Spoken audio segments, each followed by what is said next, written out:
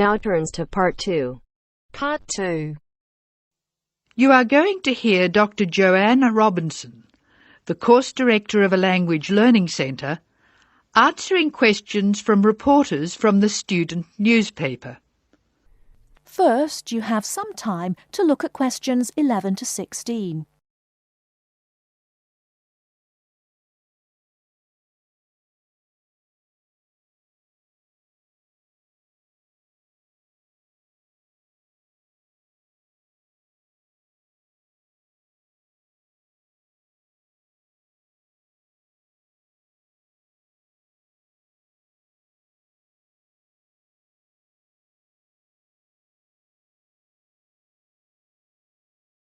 Now, listen carefully and answer questions 11 to 16. Welcome to the Language Learning Center. I'm Joanne Robinson. You must be the reporters from the Examiner. Please come in and sit down. Hello, Dr. Robinson. Yes, we're from the Examiner. I'm Cheryl Perkins and this is Don Klim. May I start with a question? Did this college really start with Brazilian students? It did. The Language Learning Center was founded in 1985 to look after a group of students from Brazil who wanted to study here. Those 20 students soon grew to 60, and as you can imagine, we had severe accommodation problems. Somebody said you were in the old amenities block, right near the engineering school. They have a good memory. Yes, we were there because the university hadn't believed we would expand so quickly. The problem wasn't solved until we moved into these new premises in Bancroft House in 1987. When did you start taking students from other countries? About 1990. We now have students from 13 different countries enrolled, and we expect a large group from Turkey next month. Yes, we've noticed a lot more advertisements for Turkish restaurants in our advertising section. Well, 40% of our students come from Turkey, by far the largest single national group, and I believe there's been an influx to the rest of the university. There are a lot of Turkish students studying hospitality. Do you offer anything special to the students? Yes, we do. There are several things which make us rather different from other language schools. English is certainly not restricted to English for academic purposes here. Sometimes we have extra classes for students who have particular courses in mind. And we have just said goodbye to a group of 30 Indonesian students who were preparing for a university course in agriculture. They came to us for English for farming, and they were with us for a long time. We miss them. How long do students usually stay at the Language Learning Centre? It varies, so I'll talk about the average. Most of our courses last for 5 weeks, but to make any real progress, a student needs to be here for at least 3 terms. That's 15 weeks. The students do better if they have a little time to settle in at the beginning of the course, and we offer an orientation course that lasts a week. Most students take it. It helps them to settle down, and it gives us plenty of time to test them and place them at the right level. How many people are in each class? We sometimes go up to 18, but our average class size is 14 students, and some classes have as few as 7 participants. It depends on the needs of the group. You were saying that you miss your students when they go.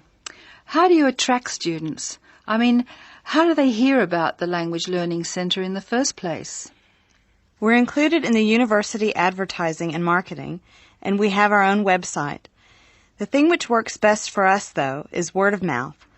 Students who leave us often send us their friends. In fact, a student who arrived today was carrying a photograph for me of a former student and his baby. It sounds like a nice place to be. It is. A lot of our students make lasting friendships while they're here. Before you hear the rest of the talk, you have some time to look at questions 17 to 20.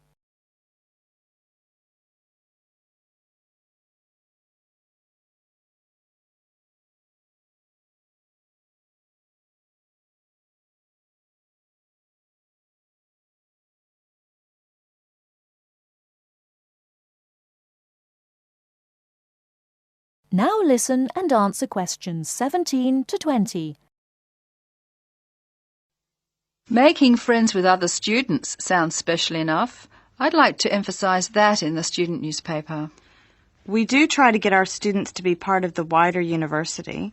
How do you do that? Do you encourage them to join the sports centre, for instance? Indeed we do. The Sports Center is always looking for active participants, particularly in soccer. Oh, and something else. You might like to mention that we don't teach just English here.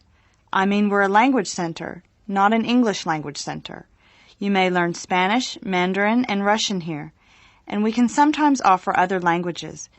This means we can have some students who are native speakers of those languages as conversation partners for English-speaking students. Who can do these courses? At this stage, any native speaker of English. What about the people who are learning English? Can they do a non-English language course? At this time, only if they've almost finished their English language course. You see, we try very hard to involve students who are native speakers of English as conversation leaders, and we encourage our students to join groups on the campus. For instance, if they enjoy music, there is an active jazz group available to everyone, and that's a lot of fun. On the other hand, elementary students can't go to the drama group. Their English just isn't ready for that sort of activity. But the university choir welcomes all the singers it can find. They often do large productions that need a lot of voices. I imagine the special conversation groups are open to all your students. I wish they were. I'm sorry to say they're a special service we provide for elementary students only. Is there anything else I can tell you? I'd be really pleased if you could write about the courses we offer in foreign languages. I think our readers will be very interested in that. Thank you for your time, Dr. Robinson. Yes, thank you very much. Goodbye. Thank you for giving me the opportunity to talk about the center. It's always good to let the rest of the students at the university know what goes on in our classrooms and outside them. After all, many of our students leave us and then study for degrees in various disciplines on this campus. That is the end of part 2. You now have half a minute to check your answers.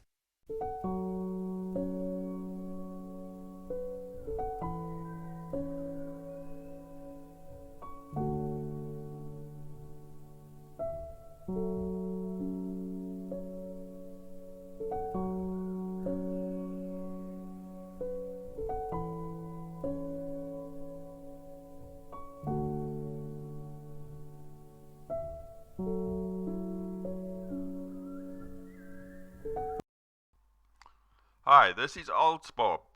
I would very much appreciate it if you could like, subscribe and share this video, as this will enable me to help more IELTS students reach their IELTS goals.